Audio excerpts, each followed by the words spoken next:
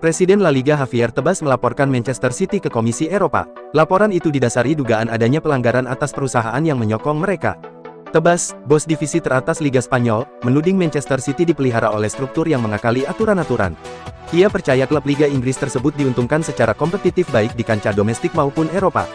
Ia melaporkan jawara Inggris 4 musim terakhir itu ke Komisi Eropa, yang mengatur aspek hukum negara-negara Uni Eropa. Man City dituding melanggar aturan terkait kepemilikan negara. Melansir Daily Star, Palmer menduduki peringkat pertama dalam survei penggemar soal pesepak bola terseksi. Pemain Inggris itu bahkan mengalahkan Ronaldo. Sebuah jajak pendapat disebar ke 2.500 orang dewasa di Inggris. Mereka diminta memilih pemain terseksi berdasarkan wajah, fisik, karisma, dan gaya pribadi. Dalam survei itu, Palmer mendapat suara 19%. Ia mengalahkan Jude Bellingham 17%, Jack Grealish 15%, dan Declan Rice 12%. Trent Alexander-Arnold di peringkat 5 dengan 10%, disusul Bukayo Saka 8%, Marcus Rashford 7%, dan Cristiano Ronaldo 6%. Erling Haaland dan Kylian Mbappe melengkapi 10 besar dengan masing-masing mendapat pilihan 4% dan 2%. Suara Cole Palmer terbanyak dipilih dari seluruh Inggris. Sementara di beberapa wilayah, Ronaldo dan yang lain sempat menjadi yang terbanyak dipilih responden. Tijani Reijnders terus jadi andalan AC Milan di lini tengah. Rossoneri nggak mau kehilangannya, siap berikan perpanjangan kontrak dengan naikkan gajinya. Dilansir dari Tribuna, Reijnders terikat kontrak sampai musim panas 2028. Rumor yang beredar, beberapa klub top Eropa meminatinya, salah satunya Manchester City. AC Milan mau ikat Tijani Reijnders. Opsi perpanjangan sampai 2030 disodorkan. Milan turut memberikan kenaikan gaji buat pemain asal Belanda tersebut. Semula gaji Reijnders adalah 1,7 juta euro per tahun atau setara 29,3 miliar rupiah, jadi 3,5 juta euro atau setara 60,3 miliar rupiah. Menurut laporan Tutomer Chatoweb, Lookman merupakan salah satu pemain yang jadi prioritas transfer Ruben Amorim. Amorim menyukai sang pemain, karena ia adalah tipikal penyerang modern. Selain bisa jadi ujung tombak, ia bisa bermain di belakang striker dan juga bisa bermain melebar. Amorim sangat membutuhkan pemain seperti ini, karena ia menggunakan formasi 3 back dan butuh penyerang yang fleksibel. Itulah mengapa Lookman jadi pemain yang ia incar.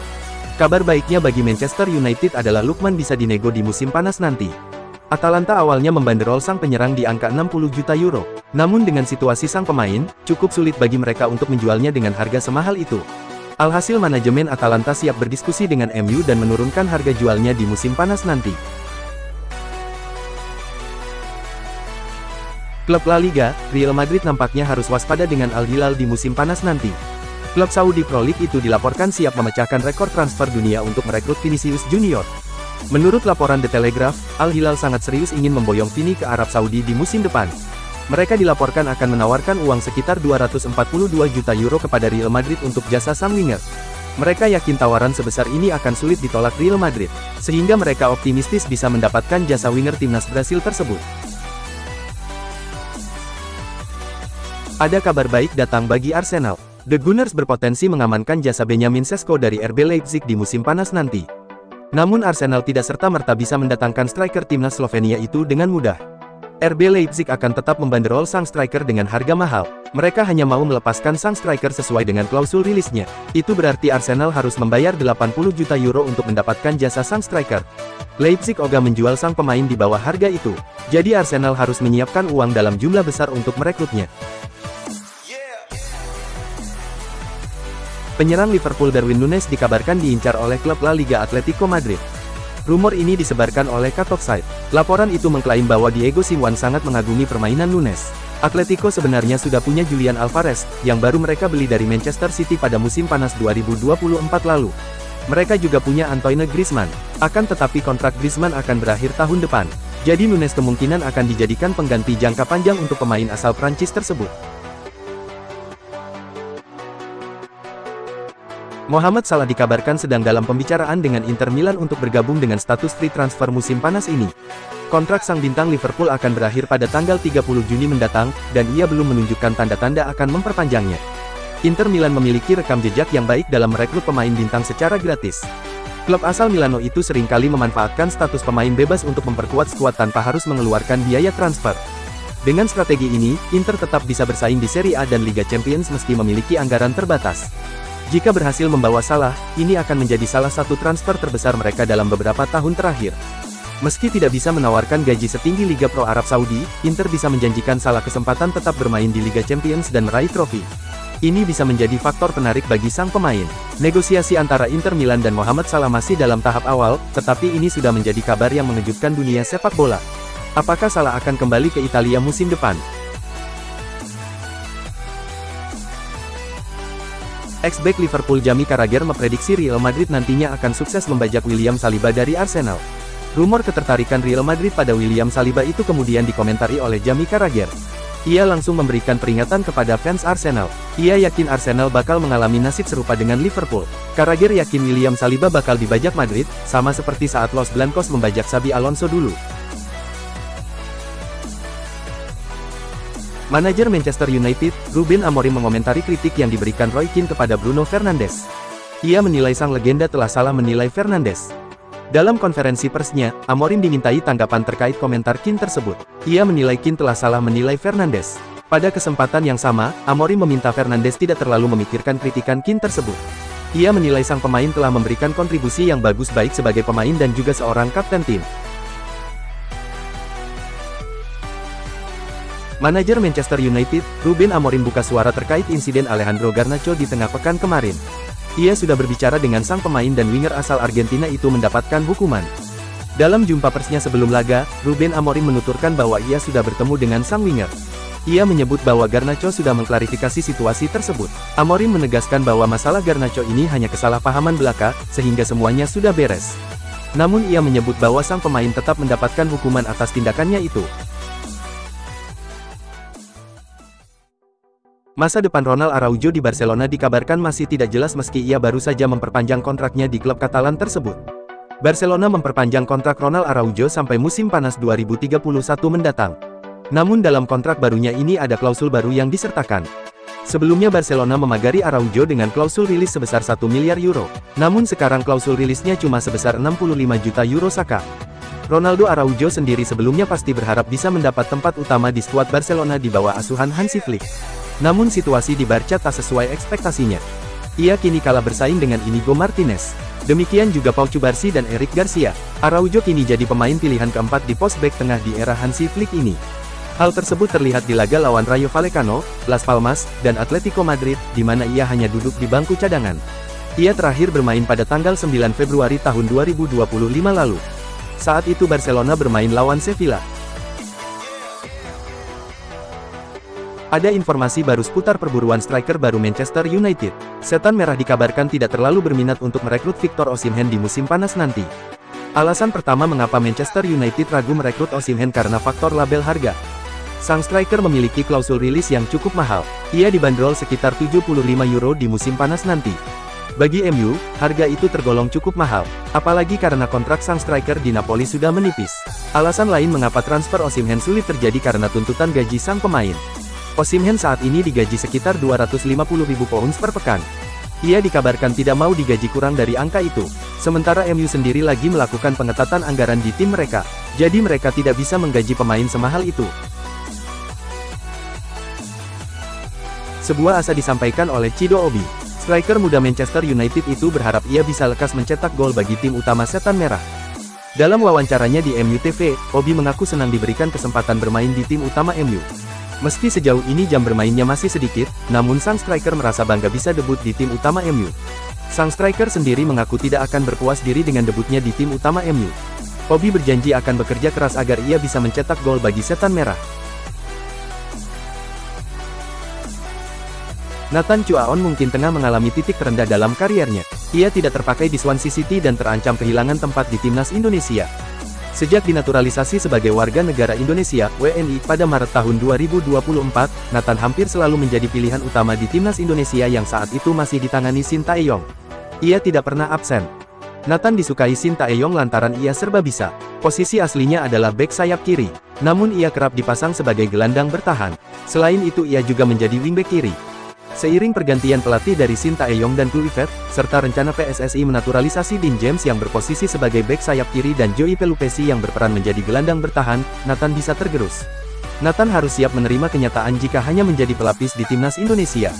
Posisi bek sayap kiri akan menjadi rebutan Kelvin Verdong dan James. Sedangkan gelandang bertahan bisa dimiliki Tom Haye dan Pelupesi.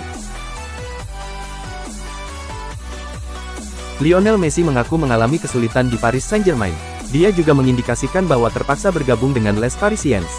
Datang bermain untuk Inter Miami merupakan sebuah kesempatan dan begitulah perkembangan selama tahun-tahun terakhir saya di Paris, meskipun itu merupakan keputusan yang harus saya buat dengan cepat, karena saya harus meninggalkan Barcelona, saya menjalani 2 tahun yang tidak saya nikmati, kata Messi dalam wawancara dengan Zayn Lowe dari Apple Music. Saya tidak senang dengan rutinitas harian, latihan, pertandingan. Saya kesulitan beradaptasi dengan semua itu. Saya merasa terpanggil untuk bergabung dengan Inter Miami karena klub ini sedang berkembang, sangat baru, dan baru beberapa tahun menjadi klub, sambungnya. Manchester City menjamu Plymouth Argyle di babak kelima Piala FA, Minggu tanggal 2 Maret tahun 2025, dini hari WIB. Ajang ini bisa saja menjadi momen debut Claudio Echeverri untuk The Citizens. Man City kini sudah membawa Echeverri ke Manchester dan diperkenalkan lewat situs resmi klub. Dia menggunakan kostum bernomor punggung 30. Echeverri sudah langsung berlatih dengan tim saat pertama kali tiba di Manchester. Namun, manajer Pep Guardiola belum tahu kapan bakal memainkannya. Man City adalah klub Eropa pertama yang diperkuat Echeverri. Dia sudah mengatakan bahwa momen adaptasinya di Man City semoga tidak berlangsung lama. Wasit kontroversial David Kut kena sanksi dari UEFA. Pria asal Inggris ini dilarang memimpin pertandingan di seluruh kompetisi Eropa hingga 2026.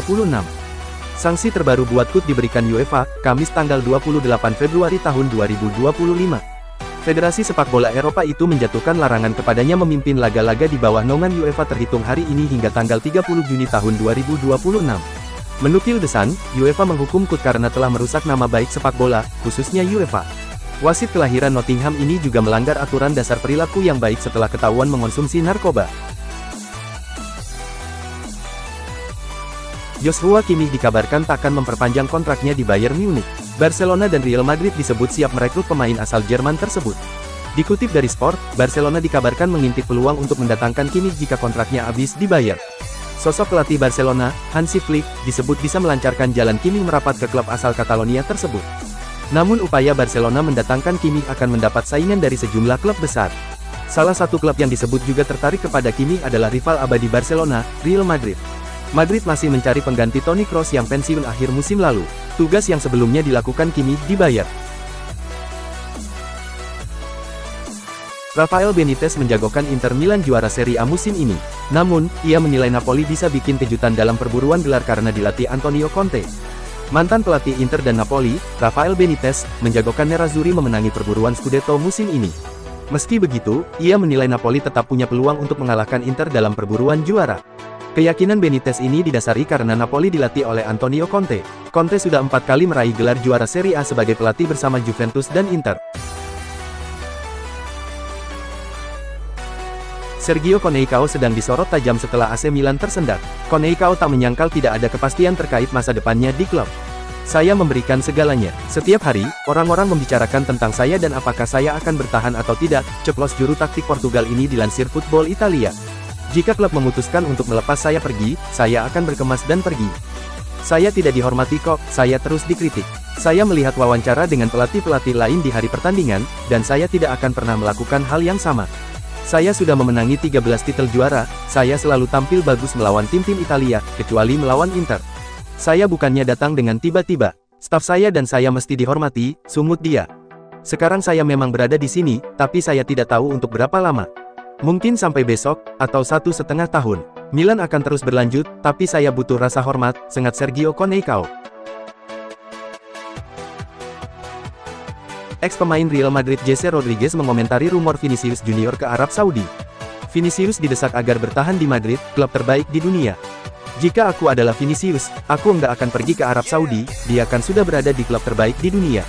Kurasa klub telah mengirimkan sebuah pesan kemarin dengan memberikan ban kapten kepada dia. Rasanya memang beda ketika Anda memiliki tanggung jawab itu ada tekanan lebih besar, sambung Jesse kepada Cadena SER. Dia bisa pergi dalam 5 tahun. Ini bukan hanya tentang uang, ungkap pemain Spanyol ini tentang potensi kepindahan Vinicius Junior ke Arab Saudi.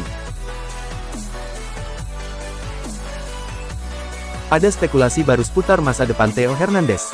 Bek milik AC Milan itu dilaporkan kini lebih condong bergabung dengan Manchester City di musim panas nanti. Dilansir Cut Offside, Theo berpotensi pindah ke Inggris. Namun alih-alih bergabung dengan MU, ia dilaporkan akan bergabung dengan Manchester City.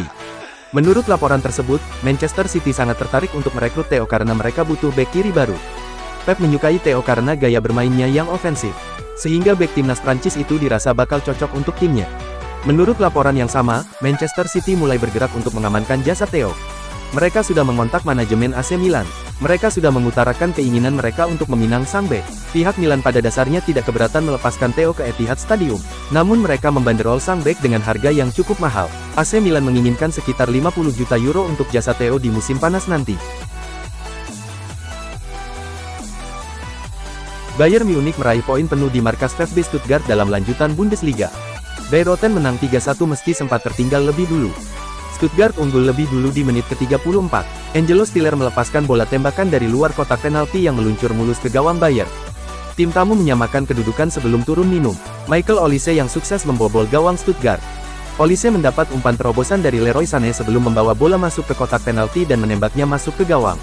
Babak pertama berakhir dengan skor sama kuat 1-1.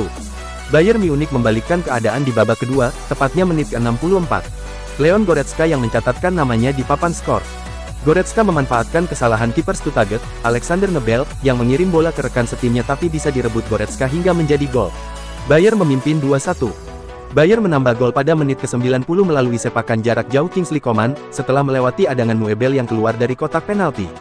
Skor 3-1 untuk Bayer Leverkusen jadi hasil akhir pertandingan.